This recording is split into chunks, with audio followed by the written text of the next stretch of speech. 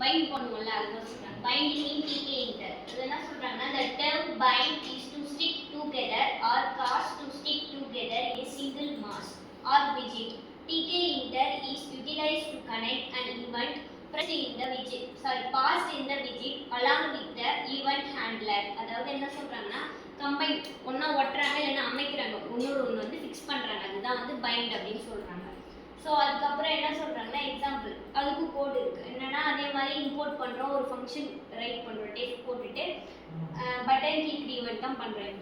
So அதே மாதிரி என்ன பண்றோம்னா இப்ப லாஸ்டா பட்டன் கிரியேட் பண்றோம் பட்டன் சொல்லிட்டு கிரியேட் பண்ணிட்டு இப்ப பட்டனை வந்து பைண்ட் பண்ணுவோம். சோ அங்க வந்து பைண்ட் மெத்தட் யூஸ் பண்ணாங்க அதாவது பேக் பண்றோம்ல பட்டன் அது மாதிரி டாட் பைண்ட் அப்படினு சொல்லிட்டு பைண்ட் பண்ண போறோம். சோ அங்க என்ன பண்றாங்கன்னா பட்டன் டாட் பைண்ட் அப்படினு சொல்லிட்டு இங்க இந்த சின்டாக்ஸ் யூஸ் பண்ணுவாங்க.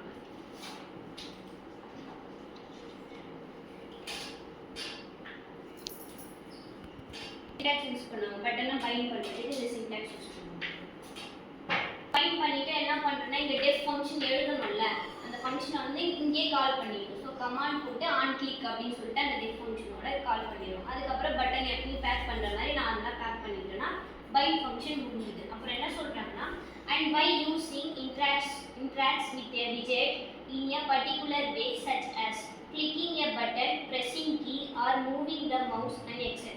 அதாவது இன்டராக்ட் பண்றோம்ல GUI கூட இன்டராக்ட் பண்றோம்ல சோ அந்த processல bind method வந்து என்னென்னலாம் இருக்குன்னா அதாவது பட்டன் கிளிக் அப்படி இல்லனா pressing key கீஸ்லாம் பிரஸ் பண்ணுவோம்ல அந்த இத movement of mouse இதெல்லாம் வந்து அதுல இன்வால்வ் ஆகும் அப்படினு சொல்லிட்டு